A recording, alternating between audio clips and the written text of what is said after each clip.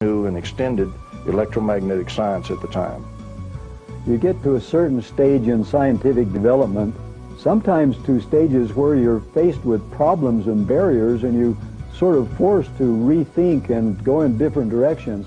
I think we're seeing that one of those peculiar time periods in the history of science where we're going to overturn some cherished models, not too much, but make some changes, and they'll open the door to an enormous amount of new technology in electricity and magnetism, in nuclear reactions, in motor development, in battery applications, in space flight, perhaps in anti-gravity.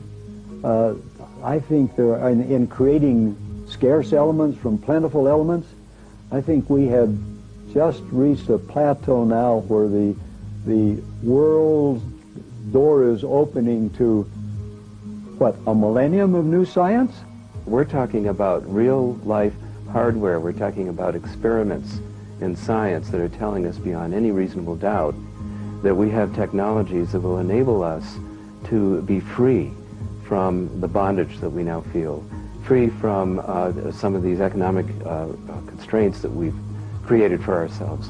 Because you see, if energy is free, and it will be very shortly, food is free, housing is free, then we're free to create express our creative gifts and not be like drones. And we're also free to explore our greater selves. And it's going to be a very exciting time coming up.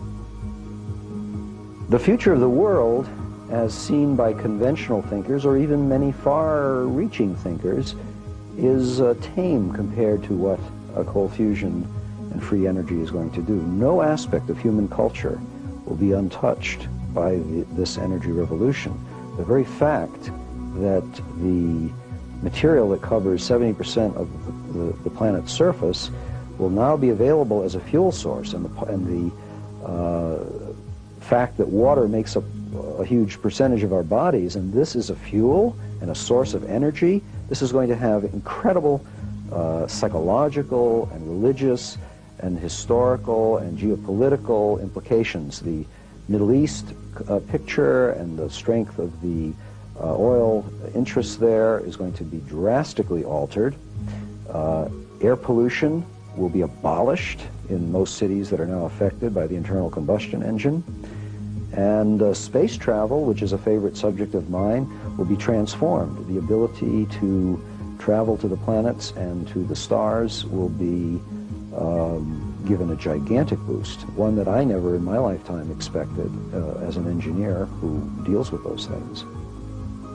Some people are saying that the title of my book, The Coming Energy Revolution, is a bit fearsome, that revolution implies a sudden radical change, and that the status quo will suffer, and that people whose jobs depend on the status quo will suffer. So perhaps evolution is a better way to look at it.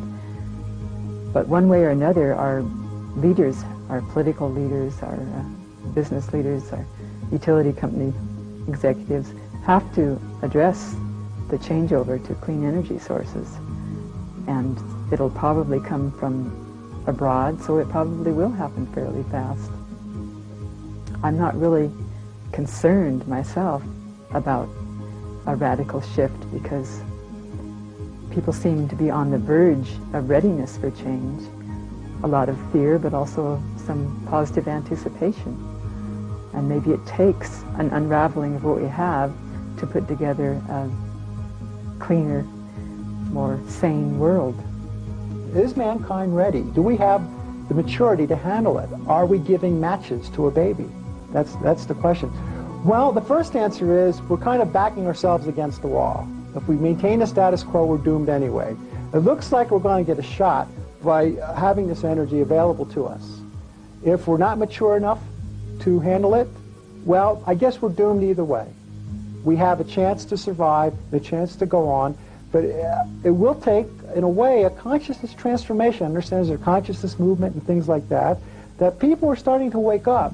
It's not just a me game now, it's a we game, and as we learn to work together and have empathy for one another, we can transcend the old selfish consciousness, which has caused all the problems and all the wars and everything else, into a recognition that we are a planetary being.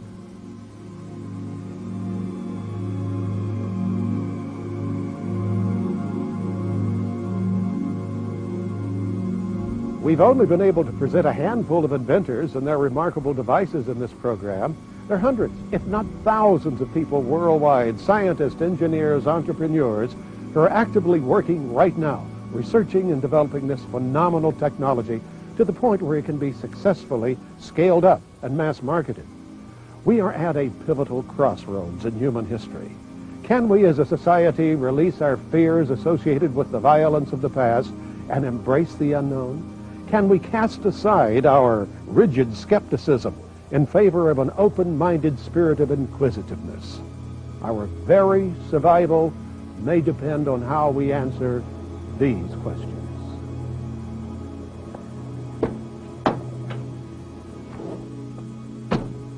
We hope we've given you enough of the necessary information with which you may base your future decisions regarding this exciting new field, one that will soon affect all of our lives and the very fate of our planet Earth as well.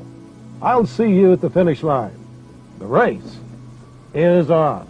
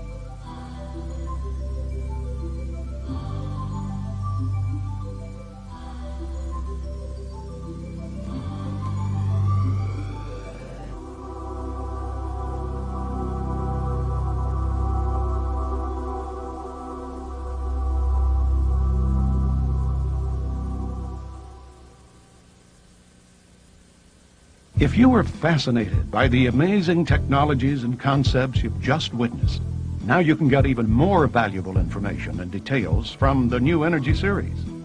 5 full-length videos, 9 hours of in-depth conversations and demonstrations of free energy systems. Explore the worlds of inventors and theoretical physicists who are changing the paradigms of science. Volume 1 features Tom Bearden. In particle physics, any electrical charge is automatically a broken symmetry. Now what this means is there is a virtual photon flux, a violent flux exchange between the vacuum itself, which is filled with this virtual photon flux. Volume 2, John Hutchison. I feel that is also true. I think the mind can act as also a cohere of frequencies and transmit them out, and then lock this doorway into space and time. This motor here drew 12.5 amps. Volume 3, Joseph Newman. This motor right here only draws 7.5 amps. And look at the size of the propeller. Look at the size of the propeller. Look at the size of the motor. Look at the size of the motor. Now this is exactly what I teach throughout my book. I taught it to Dr. Hastings. I've taught it to the world. But the larger you make the mass, then the smaller amount of power it will take and the more power it will produce. Volume 4 highlights Troy Reed. This is an old mechanical device. It's got 2 inner wheels on the inside and 2 outer shell wheels with magnets. They got 8 magnets on this side, 8 magnets on the inside here. Let's see what kind of torque we got at 75 psi. And Volume 5, Dennis Lee. Okay, here goes. Maxed it out.